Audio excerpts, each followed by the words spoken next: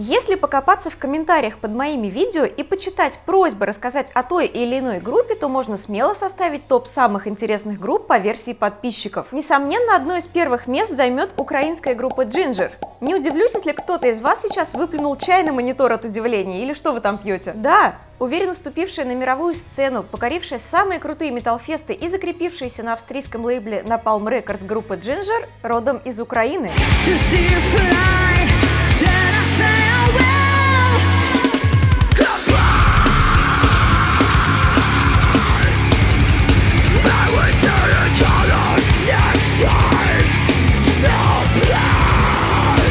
Многие заметили, что взлет банды произошел слишком стремительно, и это выглядит подозрительно. Поэтому не заставили себя долго ждать обсуждения громких слухов о том, что музыканты на самом деле являются детьми олигархов, и все их успехи были проспонсированы богатыми родителями. Лично я слежу за группой давно, и если какое-то время назад я относилась к ее творчеству сомнительно, то сейчас уверенно могу назвать команду настоящим музыкальным прорывом.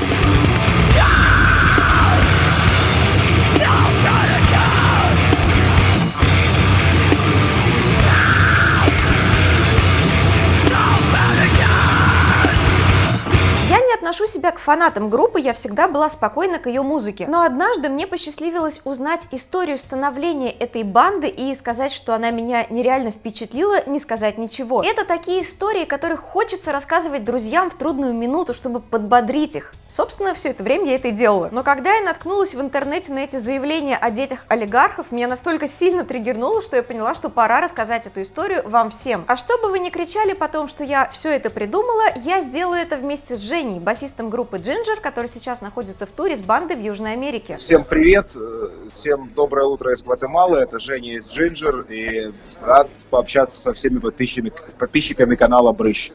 Всем привет. Группа Ginger образовалась чуть больше 10 лет назад в Горловке. Горловка – это город на Донбассе с населением почти 250 тысяч человек. Выходцы небольших городов, в том числе и я, прекрасно понимают перспективу таких мест. Больше заняться нечем было в Горловке.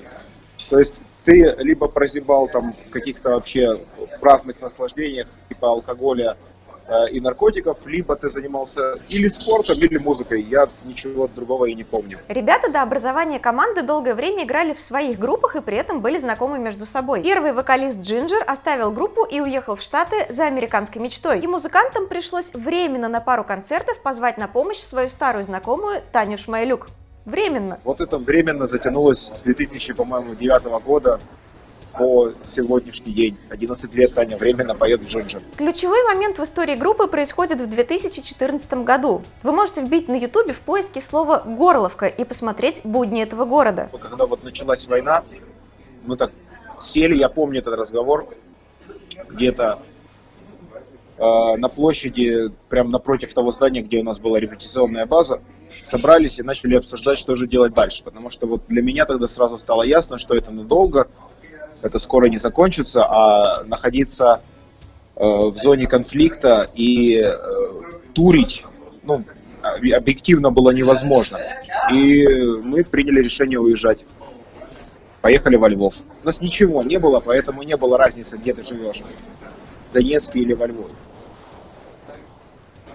Но не было за что держаться. Ребята взяли каждый по 2 сумки, сели в свой бусик и отправились навстречу неизвестному. Причем было очень страшно, потому что денег у них было только, чтобы доехать до Львова, снять на месяц жилье и полмесяца поесть. Вся надежда была на летние фесты и парочку заграничных концертов, чтобы заработать хотя бы что-нибудь, чтобы продержаться еще какое-то время. Можно сказать: ой, ну им легко было, что там, молодые люди без детей. Дело в том, что в этот самый сложный период у Жени родился сын, и он параллельно подрабатывал уроками английского, чтобы заработать лишнюю копеечку для семьи. А ребята вот только группой жили, и вот у них там, я помню, я к ним приезжаю на репетицию, все они снимали один дом, я жил отдельно. Во Львове они на окраине Львова снимали вот такой частный дом, и я приезжаю к ним на репетицию, а вот Рома гречечку заваривает и одну сосисочку кладет. Вот это такой у него обед был. Изо дня в день. Помимо того, что пришлось забыть о новой одежде и одеваться в секонд-хендах, ребята холили и лелеяли свои инструменты, которые от частых концертов в клубах с повышенной влажностью заметно портились. Играли они до тех пор, пока инструменты окончательно не разваливались, потому что денег на новые инструменты не было, и так все последние деньги уходили на струны. И казалось бы, ну куда уж хуже. Но не тут-то было. Группа собиралась отправиться в небольшой тур и остановилась у своего друга в Киеве. Уставший барабанщик сел на подоконник покурить, случайно уснул, выпал из окна и сломал спину. Все находились в полнейшей растерянности. Денег нет, концертов, получается, нет. Как жить дальше, никто не знал, никто не понимал. Вот тогда было тяжелее всего морально, тяжелее всего материально.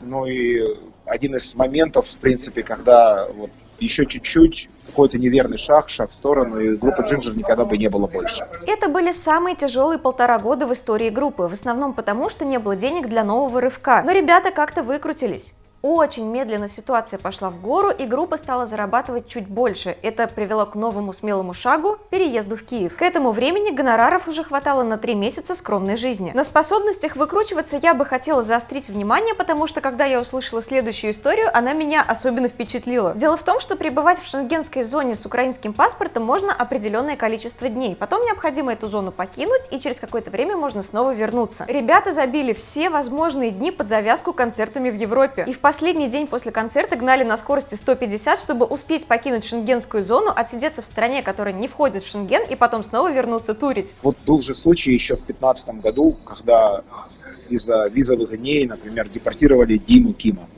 из Польши, поставили штамп о невъезде, потому что он просрочил визу на 6 часов. 15-й год, наверное, можно считать поворотным в истории группы, потому что здесь появляется лейбл Napalm Records. Причем как появляется? Уже 2 года ребята сотрудничали с маленьким греческим лейблом, который издавал их релизы. И они даже не задумывались, что может быть как-то по-другому. И в этот момент музыкантам приходит мысль, что надо как-то двигаться вперед и меняться. Они меняют строй и снимают клип на песню Since They Roll Over. И клип за первый день набирает кучу просмотров, сейчас их там, кстати, 8 миллионов.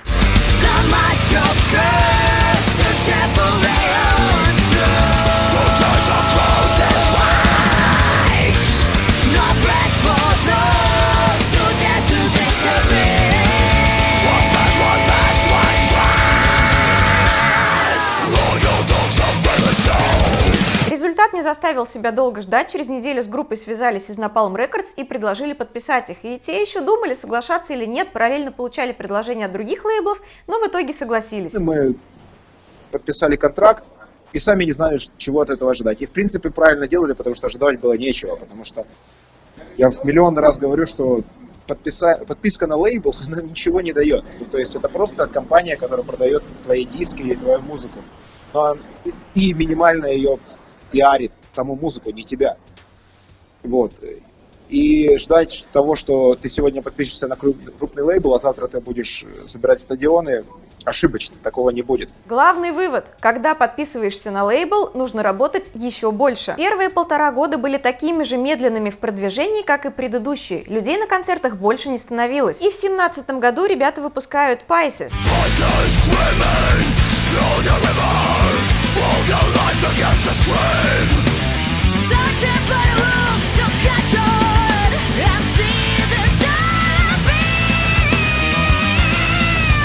Это какой-то из тех моментов, когда вот какой-то был резкий скачок, потому что это видео стало вирусным и мега популярным на ютубе. И оно дало такой серьезный пуш группе. И после этого в кругах людей, которые следят за музыкальной индустрией, пошли разговоры о том, что Ginger открыла дорогу украинским группам на Napalm, потому что после этого лейбл подписал еще несколько групп из Украины. Но Женя считает, что тут есть нюанс. Если бы ребята были просто обычной мелкой группой, подписанной на Napalm, никто бы не смотрел на Украину и ее таланты. Вот когда было ясно, что группа из Украины работает, не покладая рук, и сама набирает популярность без денежных вливаний, тогда, собственно, все обратили внимание на Украину, потому что оказалось, что вот есть страна, где есть хорошие музыканты и группы, которые готовы работать. И это основная мотивация лейбла — подписывать группу. И все. То есть готовы работать и без вливания денег больших, а деньги нужны, чтобы раскрутить группу. Самое главное, группа готова ехать за 1500 километров в многомесячные туры и не жаловаться. И, конечно же, мне было интересно, когда пришло это осознание, что весь этот путь был не зря. Момент, когда мы что-то поняли, не знаю, наверное, Америка. Вот когда в Америку первый раз поехали и увидели, сколько людей там на нас ходит, тогда было первый раз осознание того, что не то чтобы не зря, это все всегда было не зря. Мы любим этим заниматься, это наше любимое дело. Просто появилось осознание того, что, это что-то большее, чем просто группа из Украины. Это глобальнее, масштабнее. И появилось сознание того, что мы не группа из Украины, мы интернациональная группа, известная по всему миру. Если тебя впечатлила эта история, ты теперь так же, как и я, будешь рассказывать ее всем своим друзьям, чтобы поддержать их в трудную минуту и подчеркнуть, что упорство и трудолюбие – это главный секрет успеха, вот тебе еще совет от Жени для молодых команд. Расскажи его всем. Нельзя верить в то, что придет дядя, который возьмет за руку и поведет. Его дяди нет, таких дядей в принципе больше нет. Если вы верите в свой материал, верите в свои песни, объективно понимаете, что они хорошие, то нужно просто садиться в бус и катать бесконечные туры и концерты. Другого пути просто нет. Если ты из Украины, напиши мне уже в комменты по секрету, что вы там такое делаете, что рождаетесь такие музыкальные и выпускаете в мир такие офигительные группы. А также впендюри лайк этому видео и не забудь подписаться на мой канал и Инстаграм, будем видеться чаще. И, конечно, я напоминаю, что Брыщ выходит во многом благодаря вашей финансовой поддержке на платформах Patreon и Boosty. От меня огромная благодарность. Спасибо вам. Ваша Олеська. Пока!